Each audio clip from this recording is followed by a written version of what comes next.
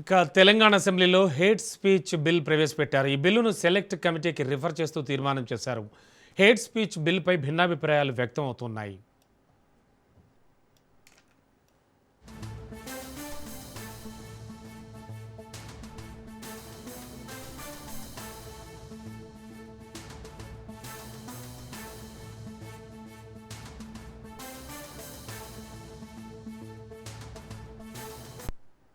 బ్రేకింగ్లో చూస్తున్నాం. తెలంగాణ అసెంబ్లీలో hate speech bill ప్రవేశపెట్టారు. ఈ బిల్లును సెలెక్ట్ కమిటీకి రిఫర్ చేస్తూ తీర్మానం చేశారు. హేట్ స్పీచ్ బిల్లుపై భిన్నాభిప్రాయాలు వ్యక్తం అవుతున్నాయి.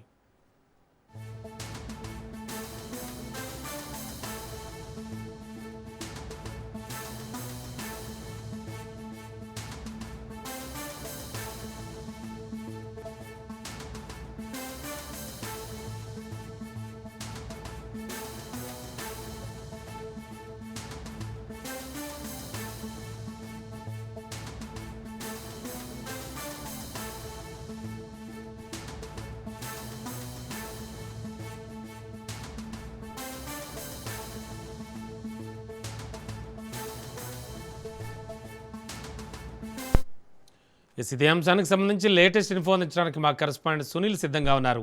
సునీల్, ఏమిటి హేట్ స్పీచ్ బిల్? దీనిపై భిన్నాభిప్రాయాలు వ్యక్తం అవుతున్నాయంటున్నారు. ఏం జరిగింది? తెలంగాణలో విద్వేష ప్రసంగాలు ఇక నుంచి ఎవరు చేసినా కూడా కఠినంగా శిక్షలు విధించాలనేటువంటి దాంతో ఈ రోజు తెలంగాణ రాష్ట్ర ప్రభుత్వము ప్రతిష్టాత్మకంగా తెలంగాణ విద్వేషాల ప్రసంగాలు అదేవిధంగా విద్వేష నేరాలకు సంబంధించిన నివారణ బిల్లు 2026 సంబంధించిన బిల్లును ఈ రోజు మంత్రి పొన్నం ప్రభాకర్ కొత్తపల్లి శాసనసభలో దీన్ని ప్రవేశపెట్టడం జరిగింది.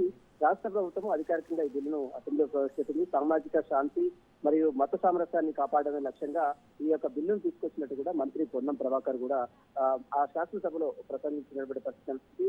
ఇక విద్వేష ప్రసంగాలు ఎవరు చేసినా కూడా కనీసం 1 సంవత్సరం జైలు శిక్షతో పాటు దాని తర్వాత 50,000 రూపాయల జరిమానా కూడా ఉంటుంది. ఒకవేళ రిపీటెడ్ గా చేస్తే మాత్రం 7 సంవత్సరాల జైలు శిక్ష ఉంటుందంటూ కూడా అధికారులు చెప్పిందంటే ఇందులో ప్రధానంగా మతాలను అదేవిధంగా విద్వేషాలను రెచ్చగొట్టే విధంగా సోషల్ మీడియాలో అదేవిధంగా అల్లర్లు మత ఘర్షణలకు దారితీసే వ్యాఖ్యలు చేయడం, వర్గాలకు కులాలకు మతాలకు మధ్య విద్వేషాన్ని పెంచే చర్యలు రెచ్చగొట్టే వ్యాఖ్యలు చేసిన వారికి అదేవిధంగా సోషల్ మీడియాలో కూడా అసభ్యంగా ప్రతినిధులకు ప్రజాప్రతినిధులపై అసభ్యకరమైనటువంటి పోస్టు చేసిన వారిపై కూడా ఈ బిల్లు వర్తిస్తుంది. ఖచ్చితంగా రాష్ట్రంలో కమ్యూనల్ హార్ని కాపాడడానికి ఈ బిల్లు తీసుకొచ్చినట్టు కూడా రాష్ట్ర ప్రభుత్వము రాష్ట్ర మంత్రి ఈ రోజు శాసనసభలో ప్రస్తావించిన పరిస్థితి.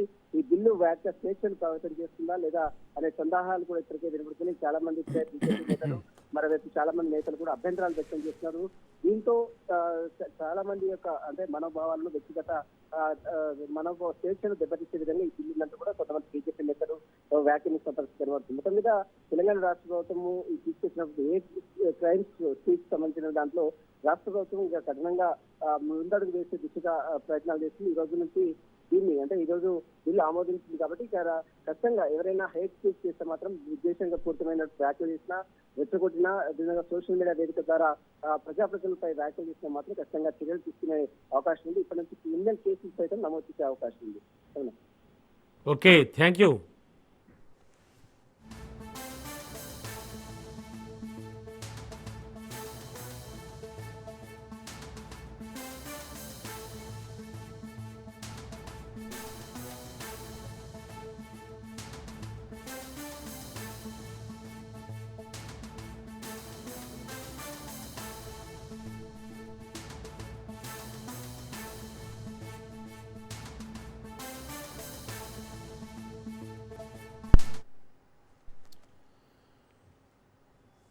తెలంగాణ శాసన మండలిలో బీఆర్ఎస్ సభ్యులపై సస్పెన్షన్ వేటు పడింది. మండలి సమావేశాలు ప్రారంభం కాగానే బీఆర్ఎస్ సభ్యుల ఆందోళనకు దిగారు. చైర్మన్ పోడియం వద్ద ప్లకార్డులతో నిరసన తెలిపారు. దీంతో మధుసూదనాచారి, తాతా మధు, వాణిదేవ్ సహా బీఆర్ఎస్ సభ్యుల్ని చైర్మన్ సస్పెండ్ చేశారు.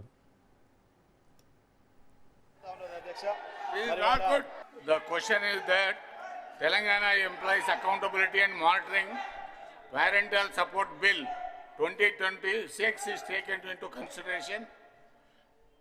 Honorable Minister, those who are for the motion, please say aye. Those who are against, please say no. Ayes have it, ayes have it. The motion is carried. The bill is considered.